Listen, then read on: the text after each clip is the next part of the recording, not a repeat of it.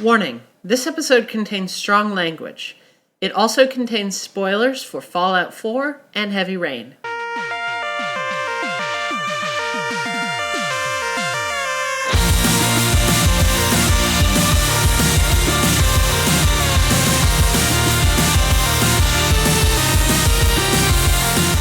Hello and welcome to episode 6 of PauseCast. It's July 7th, 2016.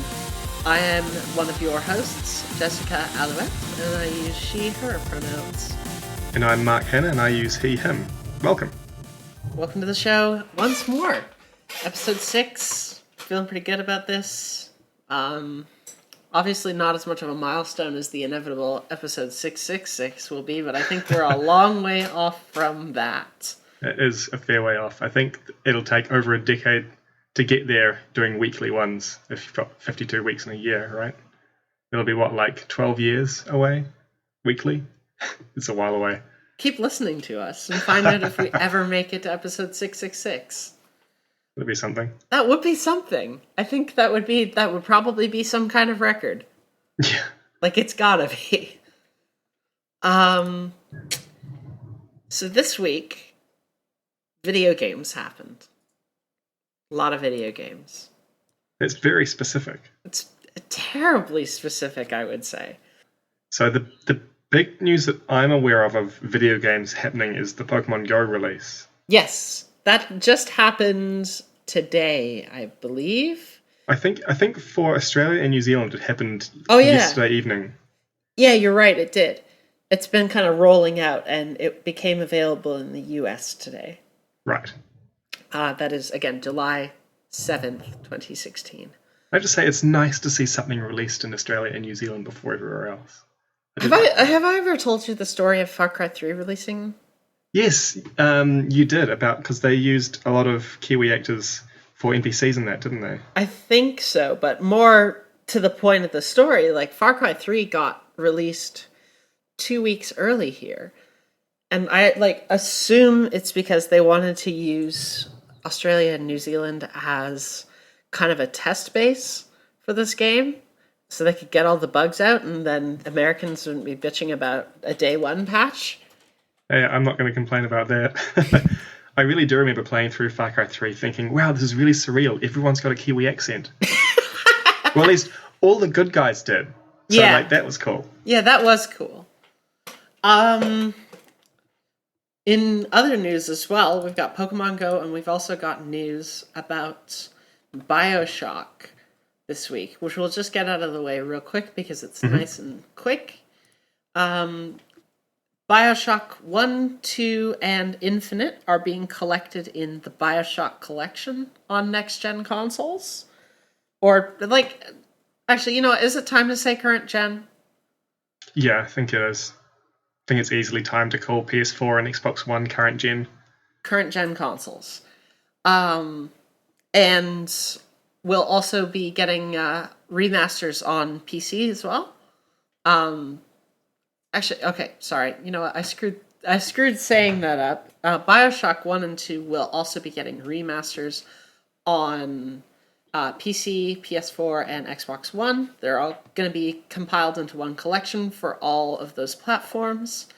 If you are a PC player, much like with the Skyrim remaster, if you own BioShock 1 or BioShock 2 and the DLC BioShock 2 Minerva's Den, all of those will be getting remastered, releasing in September. PC players can get them for free. So is that if you own BioShock 1, you'll get the BioShock 1 remaster for free? Yep. Okay. It's not you have to own all of them to get the remaster. We'll give you the remaster of the games that you own. Nice. That's good. I like doing it that way. Yeah. Infinite will not be getting a remaster. Well, it's much more recent as well, right? Yeah. Because BioShock's 9 years old now? Yeah, whereas BioShock Infinite's just 2 years old? Yeah, BioShock was 2007. Yeah, that's 9 years old. Yeah. I played through it a few years ago now, maybe 4 or 5 years ago. I remember getting lost a lot. Yeah. I think I got halfway through the game. I got just past that big twist that everyone knows about. But but then I lost momentum soon after that. I think I got lost probably. And you told me you've played through it a bit more recently than that? Yeah, I did. I was talking to you about this before the show. I've went through it.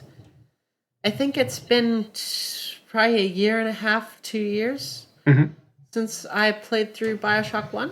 So I only got into it around the time that Infinite was released. Right. Maybe a little bit before that, even. So maybe 3 years. But, man, that game has not aged well. No? No. You're talking in terms of the gameplay, right? Yeah, in terms of gameplay, like, the story is still, like, it's still solid. The atmosphere is probably what BioShock and BioShock 2 are most known for. Yeah.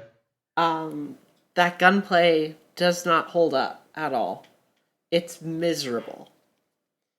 So I'm kind of hoping that the remaster also brings some improvements to the game.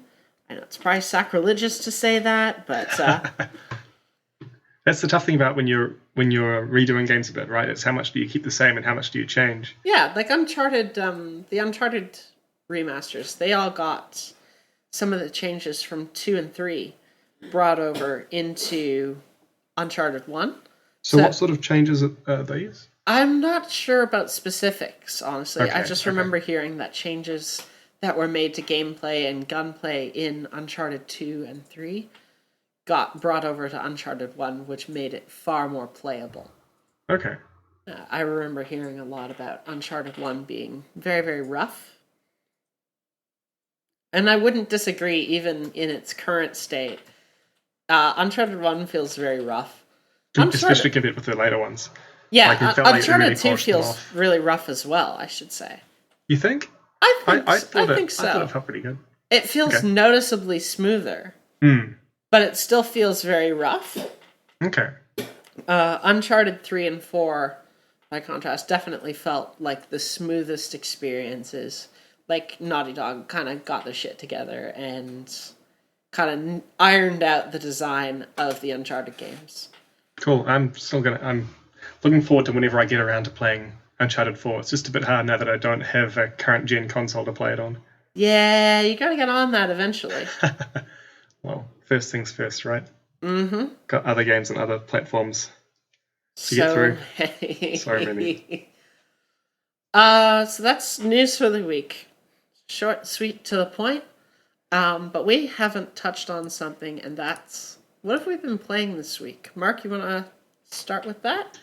So I've kind of just been playing the one game this week. I've been focusing on finishing, or as much as the word finishing makes sense, finishing Monster Hunter 4U before Monster Hunter Generations comes out in a week and a half. Because I just had in my head that I really want to be able to fight the final boss and beat it for Monster Hunter 4U. But last episode I was stuck at a certain point. I couldn't get past this one key quest I needed to move forward. But then I did, so I've been making progress. I've now fought the final boss a couple of times. Haven't beaten it, but I can fight it, and that's a huge step. You got those triple carts. No, I did the finish via subquest, so I didn't fail it, but I didn't succeed fully either. So I've got some of it. So I've been able to see the gear I can make out of its bones. Gotcha. But yeah, so that's basically been all I've been playing this week. I think I touched Dragon's Dogma briefly, but really been focusing more on Monster Hunter this week. Awesome. What about you? This week I haven't been playing a lot of games, honestly, this week. I've been watching a little bit of competitive League of Legends. The Oceanic Pro League for League of Legends is on right now. So I've been watching that with my fiance, and I've actually kind of gotten into watching it. Yeah. Which is a weird thing for me, because it's not this kind of thing I would have expected myself getting into. So do you normally watch competitive sports or anything like that, or? No, actually, I really don't. I used to be super, super into hockey. Well, you're Canadian. Don't give me that. Don't give me that. Okay. No, Not every Canadian's into hockey. No, I mean, I'm not into rugby, so yeah, fair enough. Yeah, that's fair. But yeah, I used to be really into hockey. I had a Toronto Maple Leafs blanket somewhere at some point. I'm assuming that's a team It name. is a team. Yeah, that's correct. Okay. But I was around the Toronto area, so that was kind of like the biggest quote unquote local team. Right. Okay. They kind of suck, but they're the biggest local team and they're in the National League, so it was kind of who we went for. Okay. Um, So yeah, so League of Legends. So there's the Oceania Championship. You said it was. yeah, the Oceanic Pro League. Oceanic Pro League. Right. Yeah. So how does that work? I actually am not too familiar with all the details of how everything works. Yeah. All I know is right now they're currently going through matchups in... They're kind of going through 2 matchups on Monday and Tuesday. So these teams that have won... Wait, it is a team-based thing, right? It is a team-based thing. Okay. 5 versus 5. Right. I think I've played like 2 games of League of Legends. A friend asked me to play it with them, and I really didn't get into it. It's not my sort of game. Yeah. Which, there are games like that. So it's a team game. So there are teams that enter this tournament then? I'm not too certain about the specifics. I've just been kind of watching late series matches. And I've been finding it really interesting. Okay. I've heard it said that there's something about MOBA titles that makes them far more watchable than a lot of kind of competitive gaming. Actually, how does it work? Is there like a spectator that moves the camera around and you watch where their camera goes and they narrate it? I think there's a handful of spectators that they have set up like that. Okay, and there's voiceover to explain what's going on or something. Yeah, color commentary and the whole works. Okay, so it feels like an actual sporting thing, right? And it's fairly easy to follow because the end goal is always the same. It's always they've got to make it all the way to the other side of the map and destroy a key objective. Okay, and that's kind of the core of it. So it's very easy to follow who's winning, who's losing. Just kind of by like where the boundary is. Yeah, kind of by like how far they're able to progress. Okay. Have you got a team that you're rooting for this one? I haven't got any teams that I'm rooting for. No, I'm just kind of watching. Yeah. And I've been finding it really entertaining. So. Cool. Yeah, it's been a nice little thing that I've been enjoying. This week I've also been enjoying a little bit more Rise of the Tomb Raider, a little bit more Assassin's Creed Unity. Mm-hmm. God, that map in Assassin's Creed Unity just fills. It just fills with things to do. It's kind of ridiculous. Like overfilled, do you think, or? It feels overwhelming at times. Yeah, I'll send you a photo of how dense this fucking thing is. It's ridiculous. I'll have it in the show notes for anybody who would like to see it later as well. But it actually reminds me of what the little like prologue bit I've played of Pillar of Eternity. There's one little section where you're basically just going along a road between 2 places, but on that like 2 screens wide bit of road, I think there are like 5 little quests to do or something. Oh, jeez. There's like some invisible person running around. There's a ghost whose mystery you can solve. There's like a monster camp.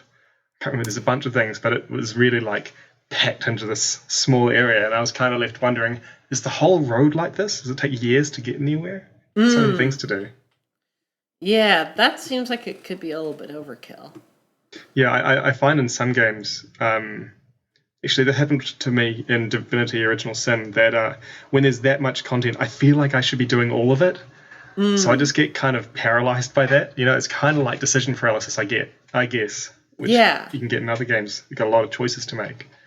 But it's interesting because with games, that's what you have to do, right? You have to pack if you want there to be different types of content. It has to all be packed in there. It's much harder to make a game that's reactive, I guess, so that you get good detailed content that goes the way your arc is going. It's much easier in something like a tabletop game like Dungeons and Dragons when you've got a person making the stuff up as you go, and then in a game where all the content has to be in there to start with.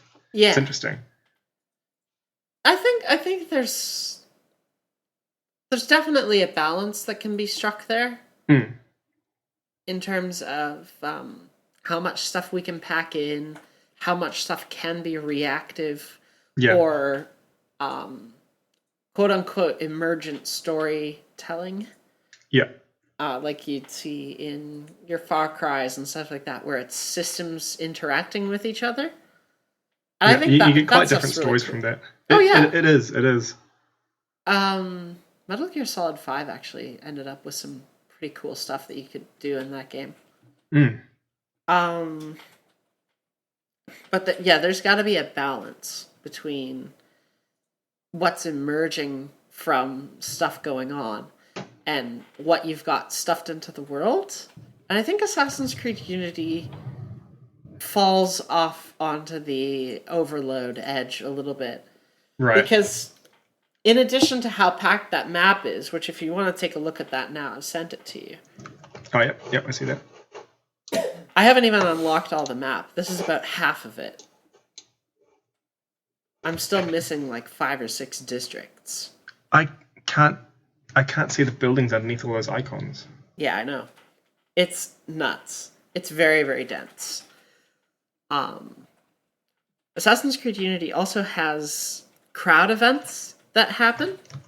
Oh yeah, and it's like kill the criminals, tackle the thief kind of deal. Oh yeah, no, I remember those. Where the ones you like some random event happens in the street, but the problem that Assassin's Creed Unity has is, unlike the later Assassin's Creed Syndicate, where these events would still happen, Unity has them happening on, I would say a near once every 5 minutes basis.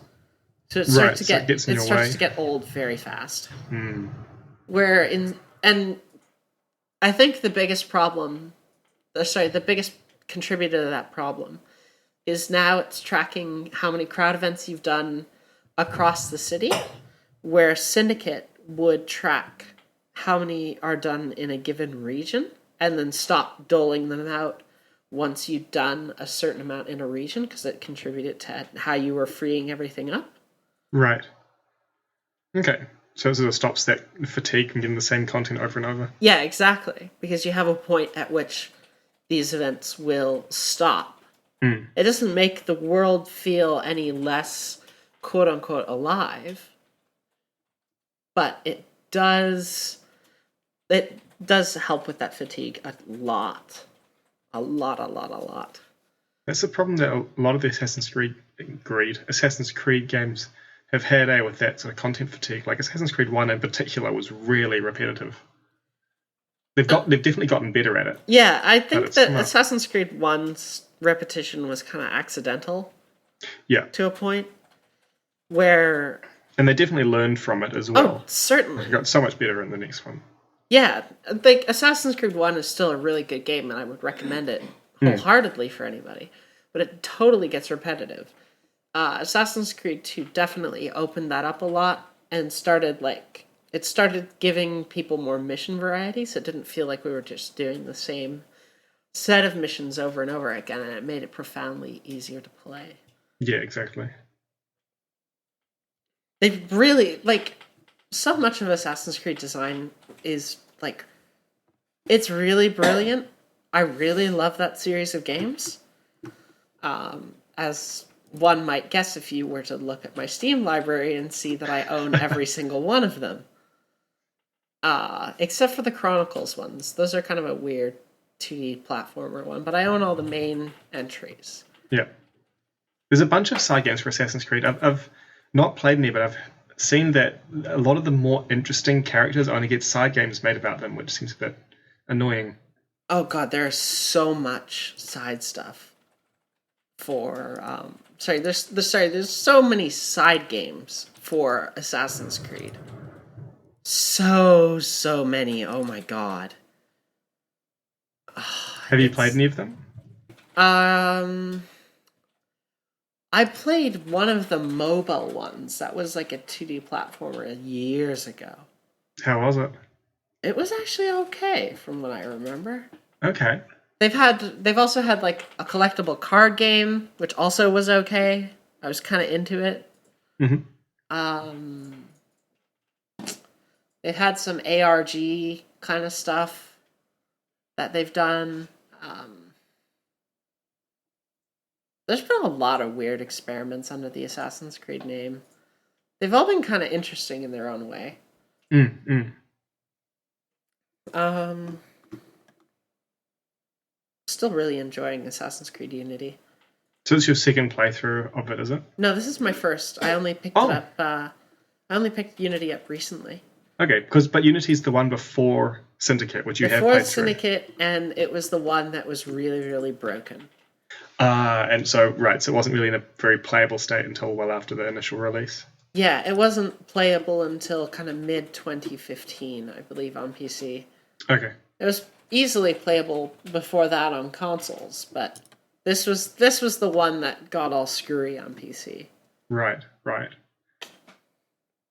But now that it's in a fixed state, I could say that it's pretty damn good. Nice. Yeah. Has there been anything else I've been going through this week? Rocket League. Continuing to Yeah, play more that. Rocket League. Getting better? Getting better. Cool. Getting substantially better, I would say. Nice. So, yeah. Didn't you tell me they've started a new ranked mode or something? Yeah, they started a new season. Oh, is that what it is? Okay. Yeah, so it's just everyone's stats for ranked reset and everything goes hog wild. Is that because everyone can now be matched up with anyone because no one has that Yeah, this level exactly. kind of thing? Right. So it's sort of re-establishing all that. I see. Exactly. So, yeah, that was a whole thing. It was fun. Cool. Fun is good. Yeah. And Rocket League's continued to treat me very well, I would say. Nice. I think that's basically all that I've played. I haven't even gotten back to. That's all. You've only mentioned like 4 games. Sorry. I play I do play through a handful. Yeah. No, just the wording was. I just thought the wording was funny. I think there was a little bit more Doom on the weekend. Yeah. Are you getting close to the end of Doom? No. No. I'm on like level 6. There's 13 levels in that game, I think. Okay. Which is good. It's treating me very right. Nice. I've also picked up kind of in downtime because it's a casual, nice thing that I can just read through, and it doesn't have a lot of stuff that I've got to interact with. Hatoful Boyfriend. That's a strange name. What's that game? It's a game where you date birds. That sounds like a game that was made for you. It was. It was, and it is, and I like it. Cool. Is that on Steam or something? It is on Steam. It's a game where you can date birds. I don't know what else needs to be said about it. So is that like a animated comic book kind of style? Yeah, a visual novel. That's the words. Okay. So that's been my kind of downtime.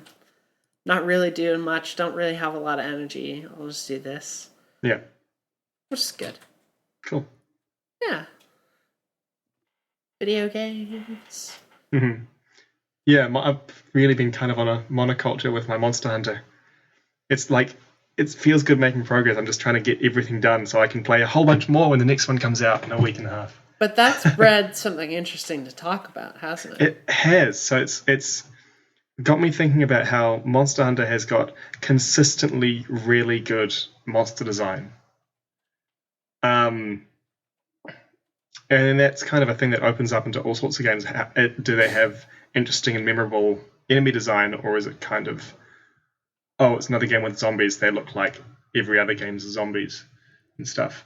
So Monster Hunter is one that pretty much any enemy, to be fair, this is coming from someone who's played hundreds of hours of it, so of course I remember all of the enemies, but I think they're all pretty memorable and interesting in their designs. Whereas there's some other games like Dying Light, I think, that zombie game, which is a good game. Its enemies, being zombies, weren't particularly interesting or memorable, at least to me. Like, you had the typical, oh, there's zombies, and then there's fast zombies, and then there's big zombies, and it was kind of, oh, and then there's the big zombies, and the spinning zombies. But that's like what every zombie game has. And aside from that, they weren't hugely interesting. Really liked their, I really liked the volatiles. I will say that about from Dying Light. Those are the exploding zombies, right? No, they're the ones that chase you at night. Oh, yes. Those ones, the ones right, with like they've got the fucked up mouths. And yeah. Those are cool. And that's true. I normally avoided nighttime because and of the Night Hunter. I don't know if you would have ever seen that one. No. But the Night Hunter is it's the invasion type. Oh no, I didn't play online to let people invade my game. Okay, I tried playing as the zombie for a little bit and playing as the Night Hunter. That thing's got some interesting powers. Okay. I think that like Dying Light definitely has a ton of generic crap in it.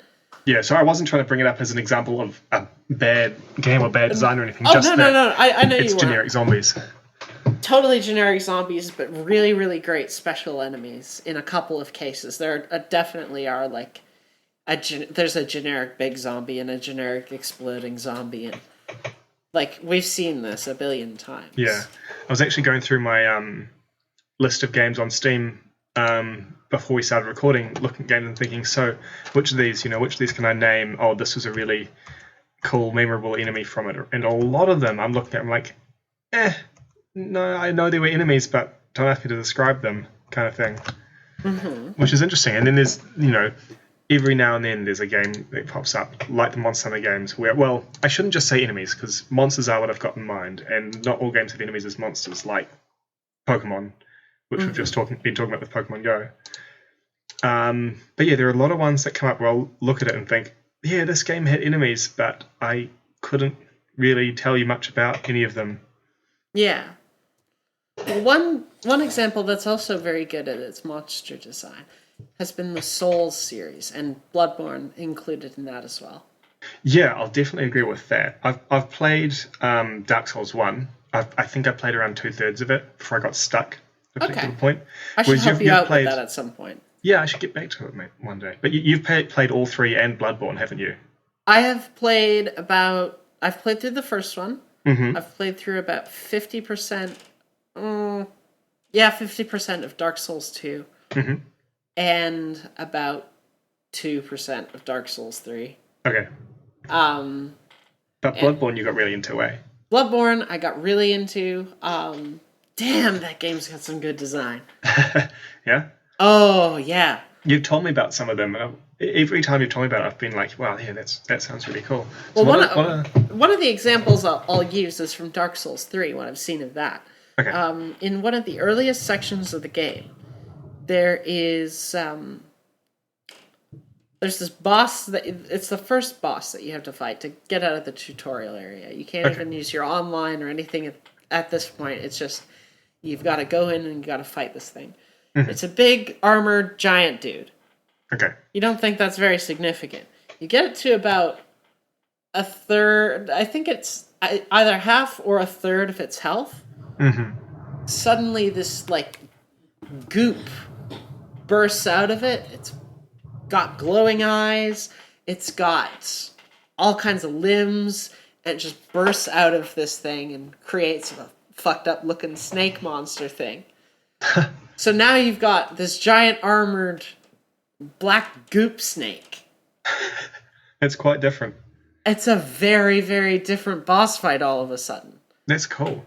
It's a really, really cool fight, and it definitely teaches you, like, expect the unexpected. Yeah. This is kind of Dark Souls in a way that we haven't done this before.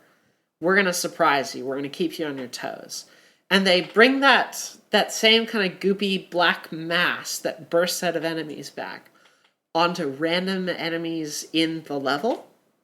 So it's sort of like this enemy looks like all the other enemies, but it's actually like way more powerful once you start hurting it. Yeah, this one looks like one of the common kind of undead in this first area. Oh, surprise! It's a goop snake. You're fucked.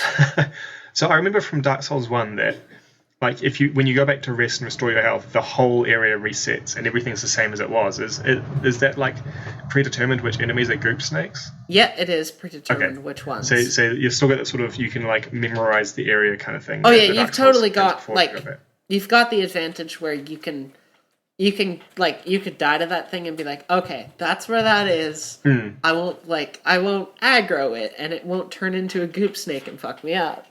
Except, of course, it's Dark Souls, so you know you're going to go back there to collect your souls. Oh, you know you're gonna, but like you could totally avoid aggroing it in certain circumstances. Right. So you can get your souls back and not get fucked up, I would say. Yeah.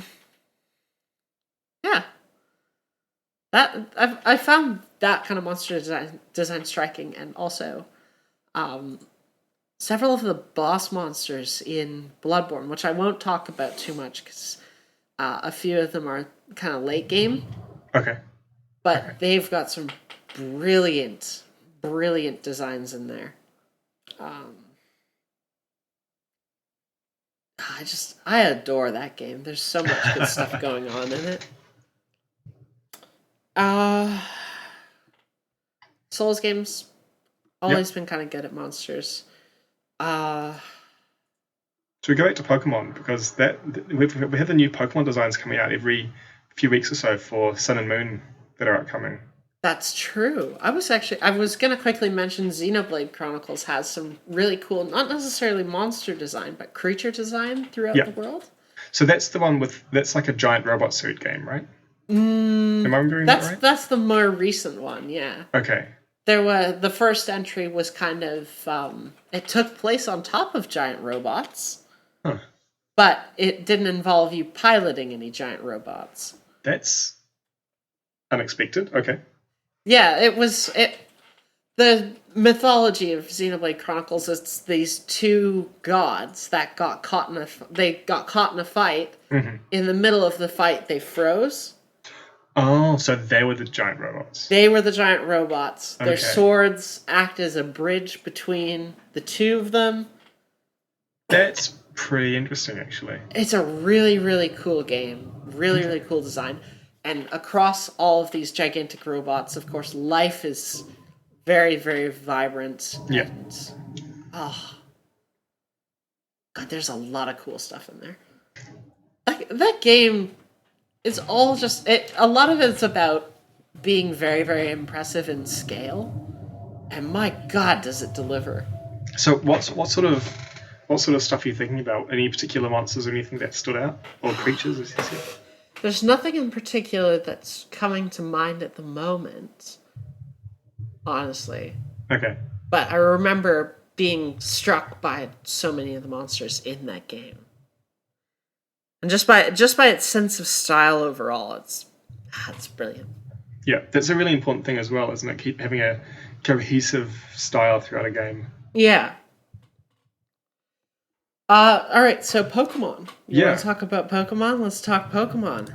Yeah, kind of, as seems to happen with every generation, some of them, it can be kind of hit and miss.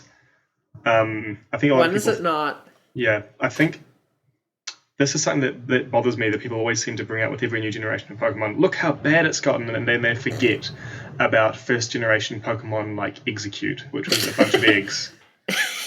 It's like there's always been that. Yeah, there's always been kind of a weird undercurrent in Pokemon, huh? But there's also always a lot of really good designs in Pokemon.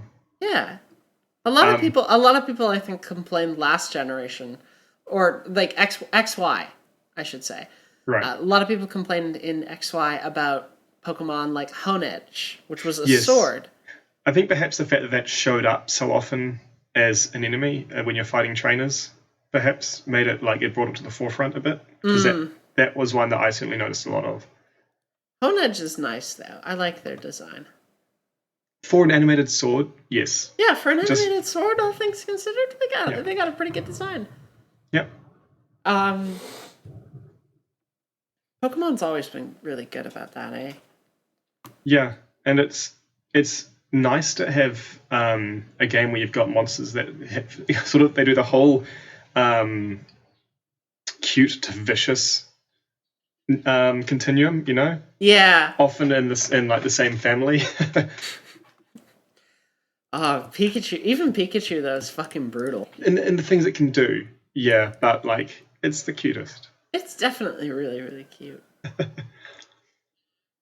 Have you got what am I asking? Of course I know the answer to this question. Have you got a particular starter you're going to choose? In Sun and Moon? Yeah. At this point, if I had to choose a Sun and Moon starter, it's going to be Rowlet. Yeah, I thought so. It's a bird.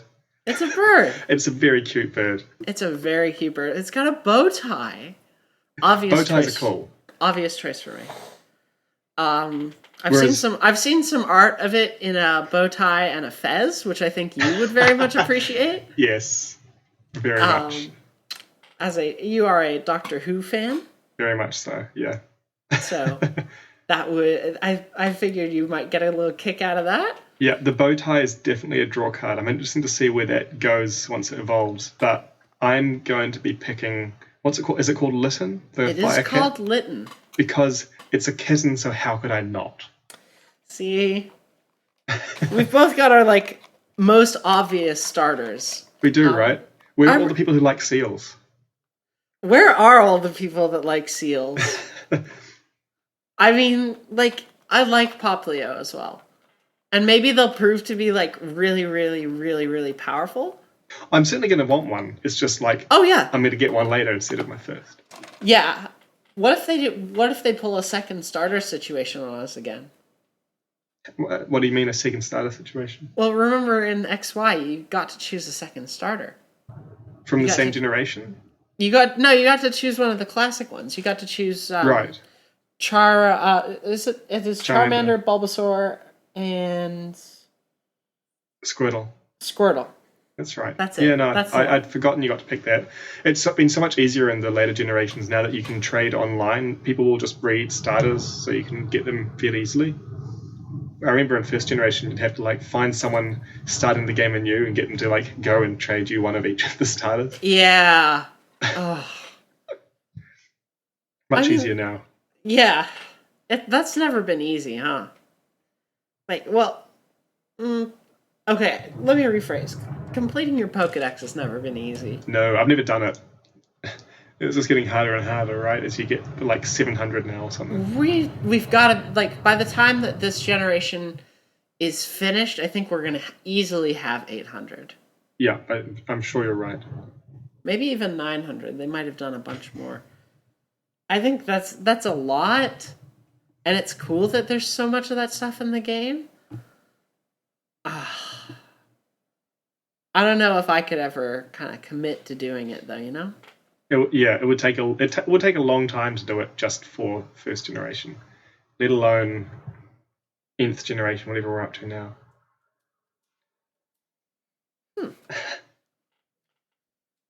Sorry, I just got past an interesting note that says apparently Poplio has like 2 strengths and 1 weakness against the other starters.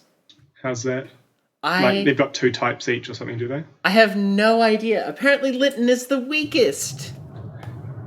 That's bizarre. I wouldn't have expected that. So, Rowlet is going to be grass and flying. Yeah, probably.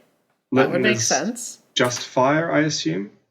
Or was it like fire and normal or something? It's probably either fire normal or fire rock. No?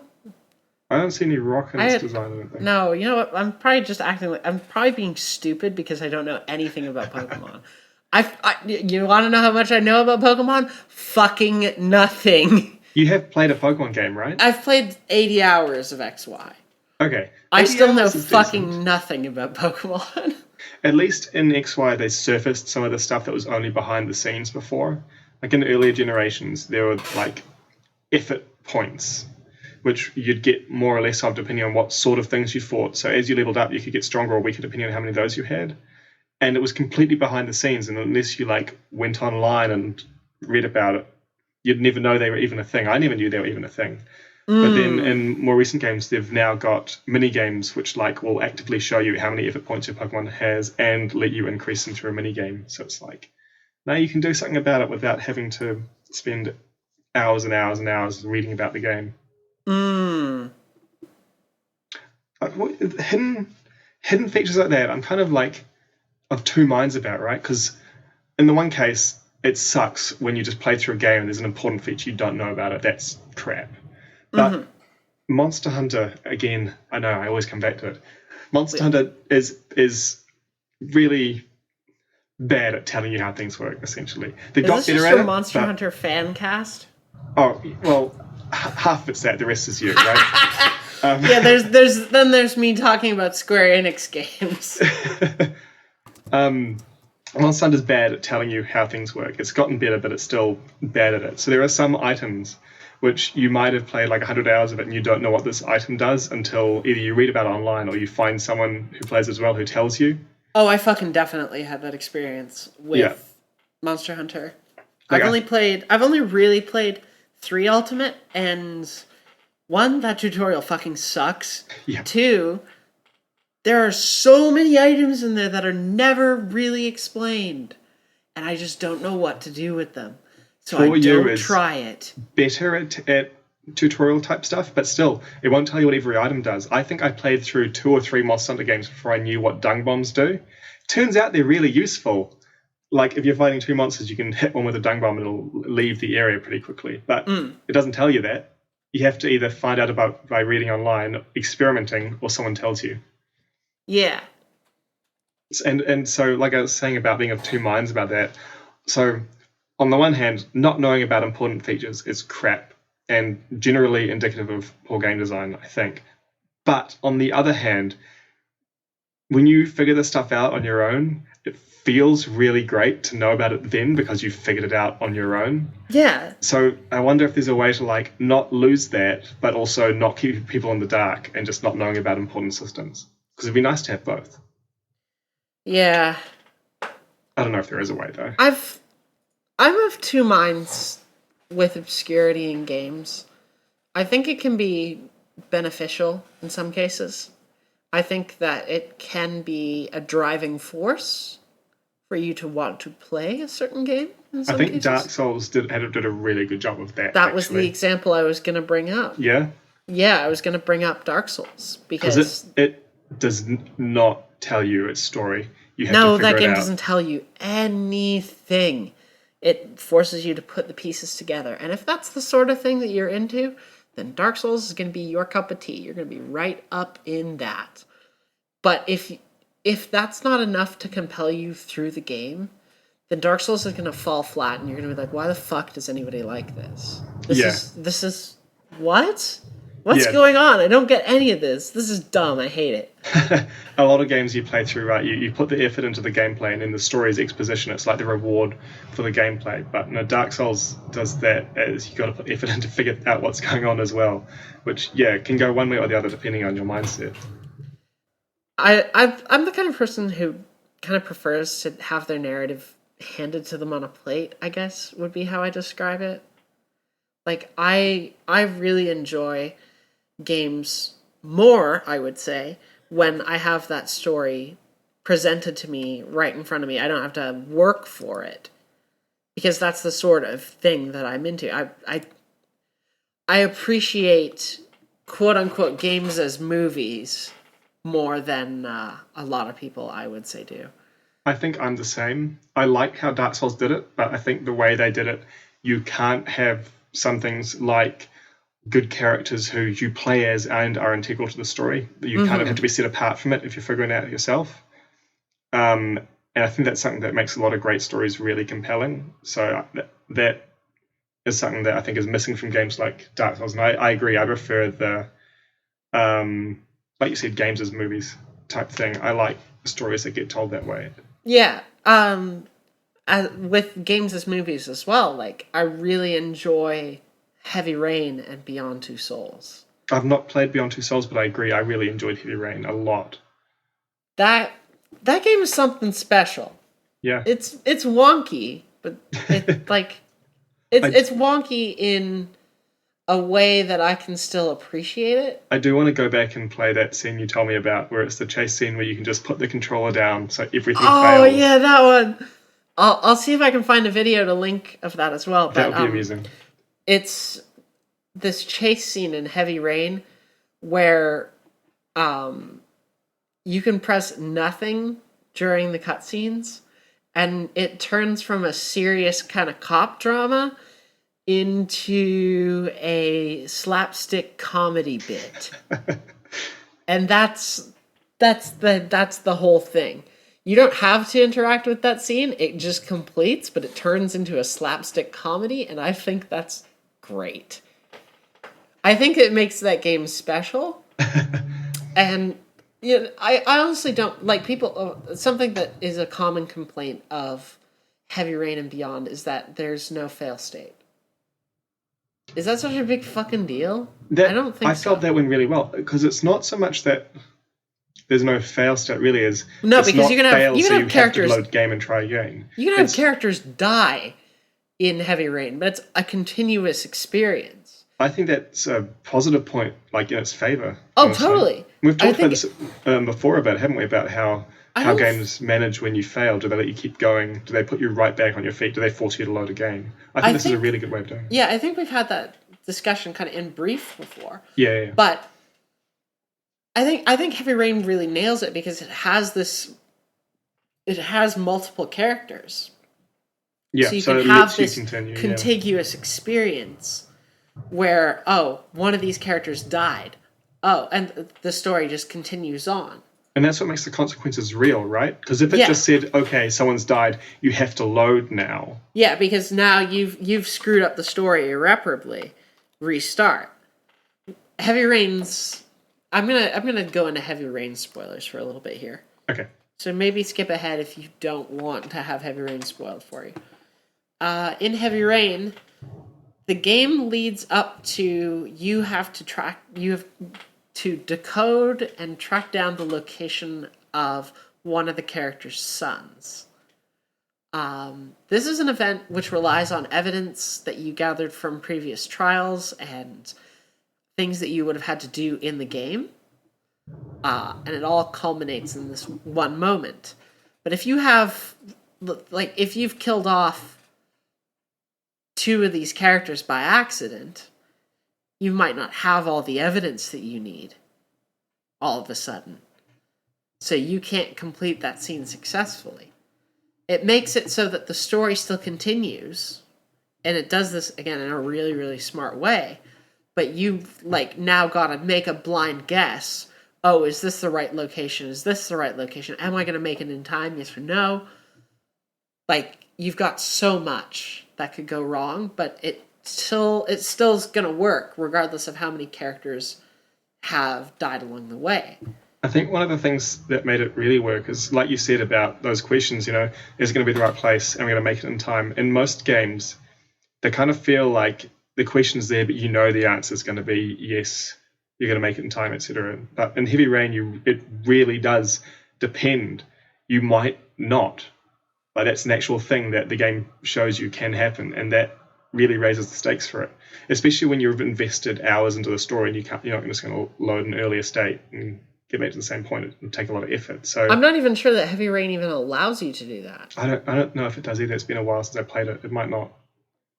I wouldn't be surprised if it doesn't. No, neither just because of David Cage's kind of school of design with these games, where he fully believes that these games are kind of things that you should only experience once in a very long time. Because I think that's fair. Yeah, I totally agree too. I think it is worth experiencing once. It is worth experiencing for yourself because it feels unique to you. I ended up with one of the worst endings in the game, for example, but I still ended up with, it still felt like it was kind of personal to me. Like I made these choices and this was my outcome. I think I came within like a single button press of a really good ending, but I didn't. I had Aww. one of the characters died right at the end, like after the finale. That was Oh. that was tough. But I mean, that's what made the game special, right? It did that stuff. Yeah, it did. It Heavy Rain was unexpected in a lot of ways. I think. Mm. I think more games like that are going to be valuable. I think games like Life is Strange and Which I'm still looking forward to playing. That was the one that I and the bought during the Telltale last games as recording. well. I think that they're Mm. really, really valuable, and we should definitely continue to see more of them. The other thing I want to see out of games like that, though, these really, really narrative, linear focus, like narrative focused linear games. I'm going to unscramble my words. Something I want to see out of them is way wider branching. Because right now we are at a point where we've got kind of a narrative that always goes along this one path and then maybe and has some branches, but they all still merge back into that one path. Right. Heavy Rain is kind of a glimpse at a future where it can go off in all these different twisty ways. And it doesn't necessarily all lead to one thing. I think that that's a cool idea, but I want to see it expanded on more and more and more, have choices broadly affect the world. Actually, that makes me think of another thing that I think made Heavy Rain kind of different, I guess. Lots of games, and this is a problem with some movies as well, particularly action movies. It was not a save the world scenario. It was a really personal story. Yeah. I was just thinking about how that branching, if you have a game that does have so many very, very different endings, it doesn't come back to one point, it's going to make it difficult to do sequels, perhaps. But if you're just telling really personal stories like that, then you could still have different games in the same world that wouldn't depend on the outcome of a different story like that. Yeah, I would say that the need for personal stories is kind of greater than it's ever been. What makes you say that? I think we need to see I think we need to see more of those stories. I think we've reached a point where we've gotten all these really, really grand save the world stories, and I think that there's kind of this growing movement of people who are tired of it. I'm kind of part of that. I think that these personal stories are far more valuable to me, and experiencing all these personal stories is far more valuable to me than a lot of the world-ending threat, save the galaxy type deals. Yeah, I can definitely agree with that. I think this is bringing my mind to Mass Effect, which I think sort of did a good part of both camps. It had. I was actually just thinking about it. I mean, Yeah. it clearly had the Save the Galaxy storyline, Yeah. but I think it did its personal story subplots really well within that. But I really wish that we could see stuff that wasn't just personal story subplots. Yeah, for sure. I'm gonna talk about The Witcher 3 again. Okay. The Witcher 3 feels very personal. It doesn't feel like it feels like there is a threat, but it's definitely not world ending. It is specific to a single person that Geralt cares about very much. And that is the core of the Witcher 3 story. It is this personal narrative about Geralt and the people he cares about. I've not played nearly as much of it as you, but yeah. I've got a slightly different perspective from what I've seen, which I just think is something to bring up. From what I've seen of it, less of the story, that threat feels like it could be world-threatening, but I think this is sort of a point of distinction. That's not the motivation for Geralt, right? No. And I think that's really good. I think there is a point where that threat does feel like it's world-ending. But it's kind of like that could be set aside. If it wasn't, they'd still be going after it for the same reasons. I think that's what makes it a more personal story, and I think that's really good. Yeah, The Witcher really balanced that. it treads the line a little bit, I think, to start. But as things get clearer and clearer, I think it comes off the line and we start seeing a more personal story out of it. And I think that is... It's something special to see out of a big AAA RPG. Just one game we need to go back to and finish. There are a few of those. The Last of Us is another one. Fallout 4 didn't feel very personal. It tried to be. It really did, to its credit. And then it starts throwing world-ending threats at you, and it's like, oh, okay, fine, I guess. But that actually just brings us to a question that we had this week. If you are okay with moving on to the next thing. Go for it. Yeah. So this question comes to us from RUSL_AN on Twitter. And they have asked, what are your thoughts on Fallout 4 and the end of Fallout 4? You didn't get particularly into Skyrim, did you? I'd like to hear what made Fallout 4 more appealing compared to Skyrim.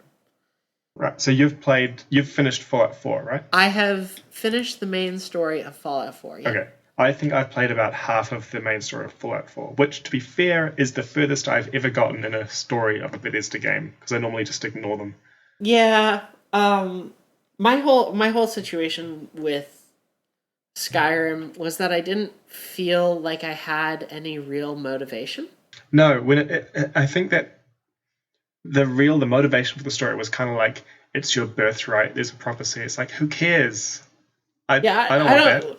I don't give a shit. Yeah, all of my characters I played in Skyrim, it was kind of like, okay, I'll get up to the point where there's dragons, because it's a game about dragons. Yeah. And then screw the main quest, it's not interesting. I found something very similar to that. I got up to the point where there's dragons, and I got up to the point where I got a few shouts, because that was a thing that was like kind of put out there a lot. And I was like, okay, this is interesting. I'm into it. Yeah, let's do it. I started getting those shouts, and then the main story fell off totally. I was like, okay, well, I don't really want to go do this thing that they're telling me to do. Is that when they tell you to like go get a horn or something? I can't even remember. No, I did that. I didn't. Okay, that's where they told me to do that, and then I was like, or I could not. I did that because it gives you even more shouts. Okay. So I didn't really use the shouts. Yeah, I ended up getting pretty powerful-ish. I mean, for early game, I guess. I'll admit, I do like the feeling, and I think this really doesn't go edging you towards the story, but Elder Scrolls games, they always start out, you're in prison and you break out somehow. That's just, or you get out, because in Morrowind you actually released. Yeah, but it's a hallmark of the game. Very much so. And I think in Skyrim it did it really well, where you get out and then you have this feeling of, and now I can just go and do anything in this world they've set out. And I really like that feeling. And it's what I tend to do. I tend to just go and do anything except the main story. Whereas Fallout 4 didn't do that at all. They really tried to grab you into the story and motivate you to get on that road. And there are several things that make that work design-wise. The first thing is that they kind of invest you in your family. Yeah. Or they try to. We'll say that they tried to get you invested in the family. For me, I think having a voice acted main character went a long way towards that. Oh God, does it ever? Yeah. And even just like being able to create your husband. And you put that time into it. Yeah, exactly. It gives you a little bit more investment. Yeah. And I'm into that. I think that's a really clever choice. The events that transpire afterwards are also like they would be kind of cheesy action flick compelling. Yeah. They set up your motivation if you are a cheesy action flick hero. And I'm fine with that. I was like, okay, cool. So now I have this motivation. I am in the mindset of this character in this arc that they want me to play out. Yeah. So now I'm going to go participate in it. And this is the first game where I was able to get into the mindset of a character that I've created 100% fully. Because this is where I was like, okay, does it make rational sense for me to go dick around in the wasteland? Absolutely not. It doesn't make any sense for me to do that because my son is missing. That's a weird thing to like. It's a weird thing to have to try and think about and try to work yourself through. It's like it's a challenge compared to this. It is a challenge compared to other Bethesda games because there's never really been that motivation. No, I mean, Fallout 3 tried to do it with your dad going missing, but then it had that same feeling I just described as the Elder Scrolls, where the door opens and here's this big world, go do anything you like kind of thing. And I was much more motivated to go do anything I like than to follow the main story. Or Fallout 4's first thing is like, okay, now here's where you used to live. And then the first thing you see when you come out is that all destroyed. Yeah.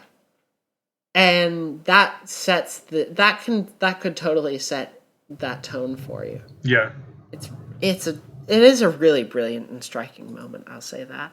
Even though it opens up this whole world, you still I think a lot of people would still find themselves very inclined to go towards where they used to live and it's ruined and I'm going to poke around in the ruins. Is there anyone who didn't run immediately back to their house?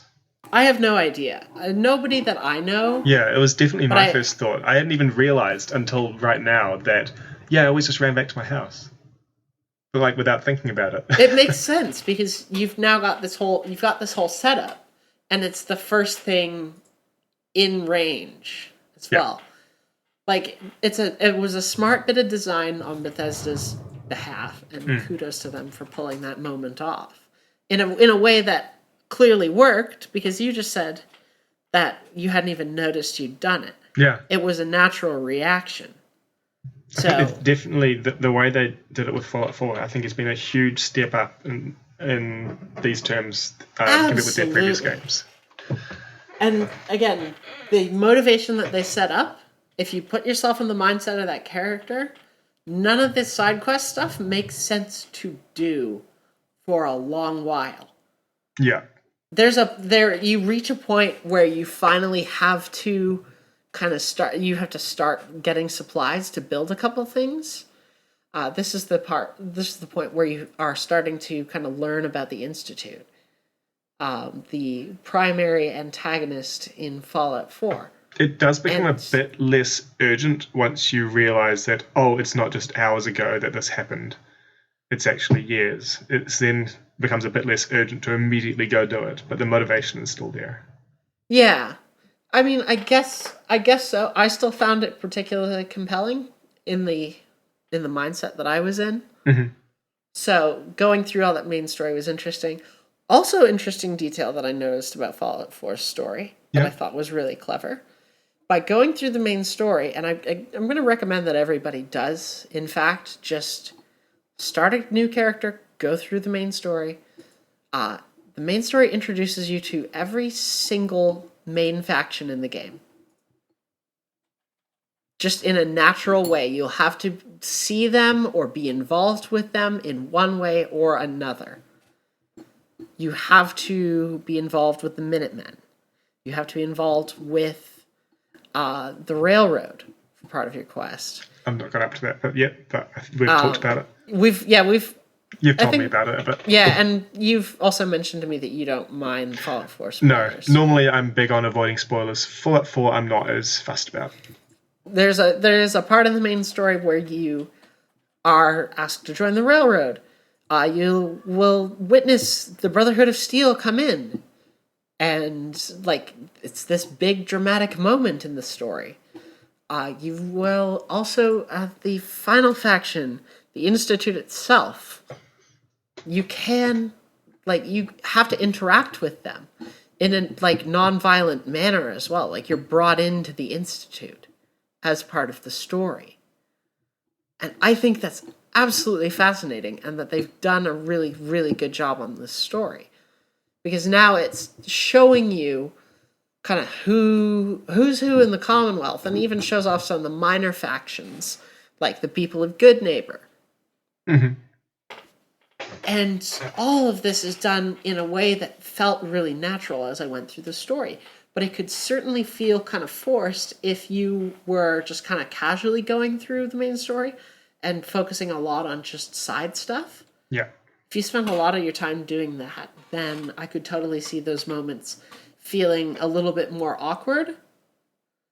But I think that Fallout 4's main story definitely provides better motivation and provides a constant driving force throughout and always provides something interesting for you to do. I think it's a difficult balance to hit, right? You've got an open world, but you want people to keep momentum in the main story And have the option to go away. I think they hit the balance really well. I think that if people do focus on the main story a little bit more as well, I think that they'll ultimately get more out of Fallout 4.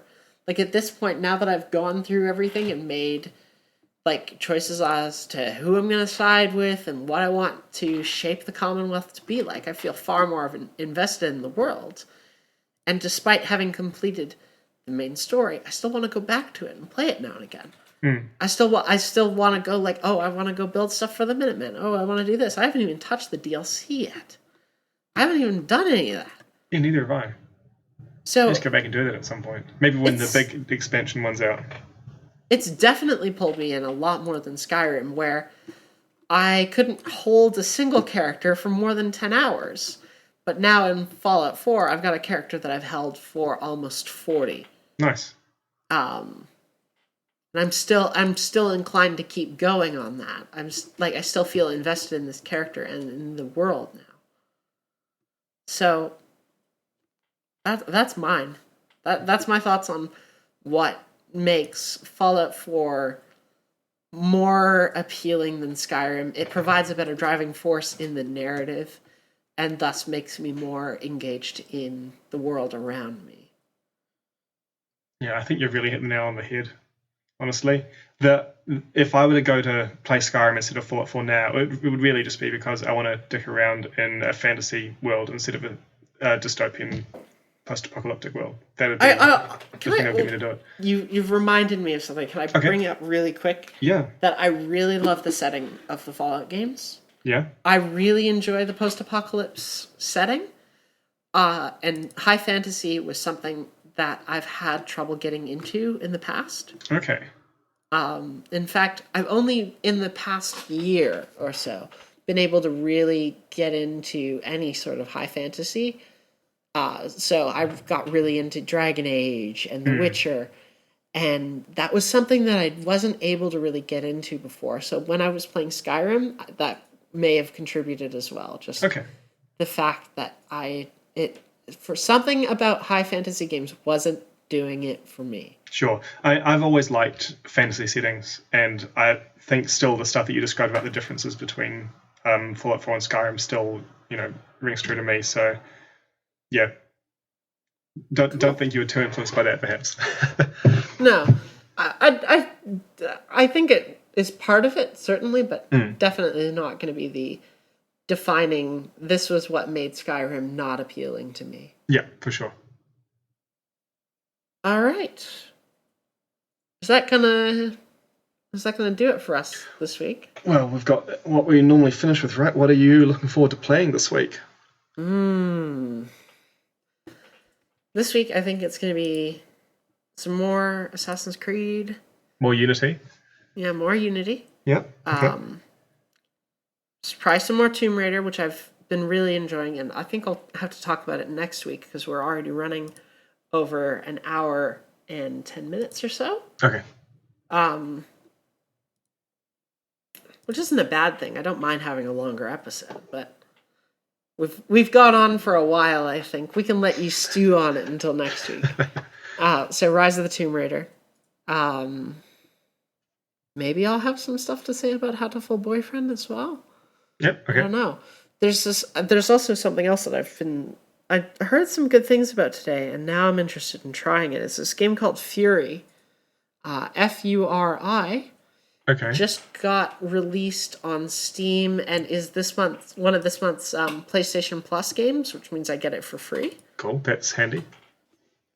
It is, and apparently it's pretty interesting. I don't know how to describe it quite yet. Should we try next week then? But it's got some really interesting aesthetic stuff going on. Okay. Apparently some really, really great gameplay stuff as well. So I'm interested in trying that out and seeing how it plays. Cool. Well, if you try it, you can tell us about it. I definitely will. Can you guess what I'm going to be playing this week? You're going to be playing some more Monster Hunter, I think. Yeah. That's kind of like my agenda is Monster Hunter. Although I might, and this depends on if I decide to go away with my family for the weekend or not, which I haven't yet decided, I might find that day I wanted to dedicate to finishing off Final Fantasy X. I still think you should. Oh, I definitely will. It's just, when am I going to find that day that I can give the whole day to it? But we're currently having a break from the weekly Saturday Dungeons & Dragons games I've been playing, so it's kind of like, now's a good time. So I might be doing that this Saturday. Awesome. Cool. All right. And that is our show for the week. Thank you so much for tuning in to episode 6 of PauseCast. Let's see. We got a Twitter. We do. If you want to follow us on Twitter, we are at PauseCast Show. If you want to find us on iTunes, you can go to bit.ly/pausecast-iTunes. If you want to leave us a rating or review, that would be super nice. It helps us get some more exposure. And speaking of exposure, if you like the show, share it with your friends, put it on Facebook. Send it to people that you like and just be like, hey, I think you'd be into this. I think you'd like this show. We would really appreciate it. Every little bit helps, and we want to get more people listening to the show if we can. Now, Mark, we have an email address and a Facebook group. You want to tell us a little bit about those? We do, and there's kind of that common theme going. We're pausecastshow@gmail.com. And on Facebook, I think the group has the same name, doesn't it? Yeah, facebook.com/groups/pausecastshow. You can just join that. Either Mark or I will approve you to the group. We just do this to keep spam bots out. We hate spam. It sucks. And it allows us to have a method for you guys to interact with each other and, form some sort of community around the show where we can talk about games and have these great discussions and play games together as well. I think that's really important, and I'm excited to see where it goes. Yeah. It's still obviously in its infancy, much like the show, but we're excited about it either way. A quick thank you as well to Anamanaguchi, who are definitely not listening to this. They're a pretty cool chiptune band, and they do our intro and outro music. It's called John Hughes, and it's from the album Endless Fantasy. Very good album. Strongly recommend it.